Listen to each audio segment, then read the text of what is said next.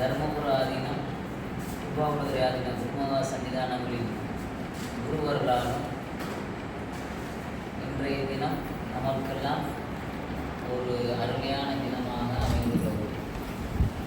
என்னென்னா நிறைவு தொடக்கம். அந்தாதி மாதிரி அந்தாதியில் என்ன பண்ணுவோம், ஒரு வரி முடிஞ்ச கடைசி முடிந்து அந்த எழுத்தில் திரும்பி அடுத்த பாடல் ஆரம்பிக்கும். அதே மாதிரி தான் இன்றைய நிறைவு ஆண்டு தொடக்கம். நிறைவு கிடையாது, தொடக்கமும் கிடையாது. இந்த வருஷம் நம்ம படிச்சிருக்கோம். இப்போ சாஸ்திர மக்கள் பார்த்தீங்கன்னா ஒவ்வொரு வருஷமும் சேர்ந்துக்கிட்டே இருப்பாங்க படித்த மாணவர்கள். ஏன்னா நம்ம மடத்தில் வந்து ஒவ்வொரு வருஷமும் புது புது பதியங்கள் கொடுத்துருக்காங்க. அப்போ நம்ம என்ன ஆகலாம், புதிய மாணவர்களாக தான். நான் ஒரே தொகுப்பில் உள்ளதை வரிசையாக கொடுக்க போகிறது. இந்த தொகுப்பில் 12 பதியங்களா 15 பதியங்களா, அடுத்த தொகுப்பில் வேறு பதியங்கள். அதனால் நம்மளும் புதிய மாணவர்களாகவே இருந்து கொண்டே தான் இருக்கோம். அருமையான தொடக்கம். அதோட இன்னொன்று சிறப்பு என்னன்னு கேட்டிங்கன்னா, இப்போ நம்ம கோயிலில் வர்ற தை மாதம் மேக்சிமம் கும்பாபிஷேகம் சொல்லியிருக்காங்க. அதற்கு என்றைக்குமே அடியார் பெருமக்களுக்கு ஒரு காரியம் செய்தால்தான் அது வந்து ஆண்டவனுடைய காரியம் அடுத்தடுத்து சிறப்பாக நடைபெறும். முதல்ல அடியார். அதே போல் இன்னைக்கு நம்ம எல்லாம் சேர்ந்து அதை நிர்வாகத்து மூலியமாக செய்கிறோமோ இல்லையோ, நம்ம மாணவர்கள்லாம் சேர்ந்து முதல்ல நாயன்மாருக்கு ஒரு தொடக்கம் பண்ணியாச்சு. இது எல்லாமே கும்பாபிஷேகத்தை முன்னிட்டு தான் வச்சுக்கோங்களேன். நம்மளுடைய நிறைவு விழாவும் கும்பாபிஷேகத்தினுடைய தொடக்க விழாவுமா தான் நான் வந்து அதை பார்க்கணும். நான் முதல்ல யாரை வரைக்கும் வருஷம் நாள் சொல்லியிருக்காங்க.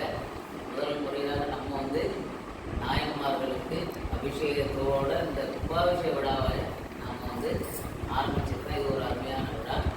அதை போய் இப்போ பழைய மாணவர்கள் இருக்கிறீங்க, இப்போ புதிய மாணவர்களும் நிறைய பேர் வந்திருக்காங்க. எல்லாரையும் வருக வருகன்னு வரவேற்கிறோம்.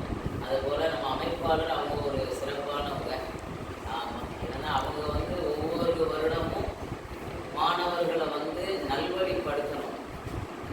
அதற்கு வழிக்கு வந்து வழிகாட்டுகிறது அவங்க தான். ஒரு முறை பாடணும் அப்படின்னா இங்கே வந்தால் தான் தெரியும். நம்ம கோயிலே உட்காந்துன்னா கேட்பீங்க, எவ்வளோ பாடல் கேட்பீங்க, கேசட்லாம் போடுவாங்க. ஆனால் நம்ம கற்றுக்கணும் அப்படின்னு நினச்சோம்னா இங்கே வரணும். அதுக்கு வழிகாட்டுறது யார்? அவங்க. ஒவ்வொரு பூஜையிலையும் தேர்ந்தெடுத்து தான் போயிருப்பாங்க. எல்லாத்தையும்லாம் இந்த மாதிரி வகுப்பில் சேருங்க அப்படின்னு சொல்ல மாட்டாங்க. சுவாமி அவங்க மூலயமா ஒவ்வொருத்தருக்கும் உணர்த்துறாரு. இவங்கள வர சொல்லு, அவங்கள வர சொல்லு அப்படின்னா எவ்வளோ பேரும் வராங்க. ஏன் நம்ம அடியார்கள் எவ்வளோ பேர் இருக்காங்க, கோவில் பற்றினா சிவனடியார்கள் எவ்வளோ பேர் இருக்காங்க, பஞ்சமே கிடையாது. ஆமாம், யாருக்காவது இந்த திருமுறை பாடணும் சித்தாந்தம் பயிலணும்னு எதற்காக என்ன வந்திருக்கா? சுவாமியை அவ்வளோலாம் அழைக்கல. நித்தியமாக கோயிலுக்கு வராங்க, வளம் வந்து வளம் செய்கிறாங்க, விளக்கு போடுறாங்க, எல்லாம் போடுறாங்க. ஆனால் இது பயிலணும் அப்படிங்கிற சாமிக்கு தான் வந்து அவங்களுக்கு யாரையுமே அழைக்கிறதில்ல. அந்த வகையெல்லாம் பார்த்தோம்னா நம்மளாம் ரொம்ப உயர்ந்தோம். இவ்வளோ அடியார்கள் இருக்காங்க, பணி செய்ய போகிறோங்கிறாங்க. அதில் நீ தீட்சை எடுத்தாலே திருமுறையும் சித்தாந்தமும் தெரிஞ்சால் தான் அது பலன். தீட்சை எடுத்துட்டா நான் தீட்சை எடுத்துட்டேன் அவ்வளோ பண்ணிக்கிறேன் அப்படின்னா பிரயோஜனங்கள். தீட்சை எடுத்தாச்சா அதனால் திருமுறை பாடணும். திருமுறை பாடினீங்களா அதனுடைய அர்த்தங்கள் செய்விச்சுதான். அதுதான் சுவாமிகிட்ட போகக்கூடிய வழிகள். ஒன்றும் நம்ம ஊரில் இல்லை. அவள் அடியார்கள் இருக்காங்க. இது என்ன பிரயோஜனம்? இதே மித்த ஊரில் போய் பாருங்கள், அடியார்கள் திருமுறை போயிடுறதுக்கு நல்லா போவாங்க. சித்தா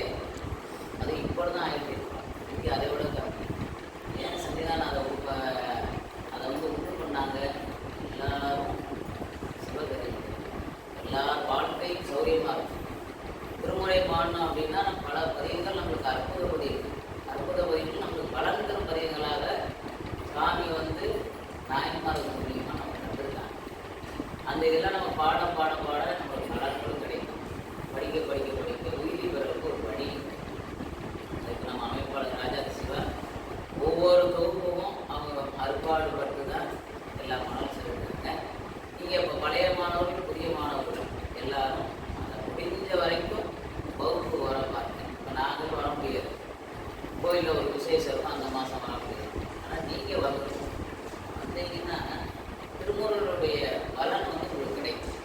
உட்காந்து பழைய பதிகம் பாடினாலுமே அதுக்கு பலன், திருமுறை பதிகத்தில் எந்த பாடலை பாடினாலுமே அதுக்கு ஒரு பலன்.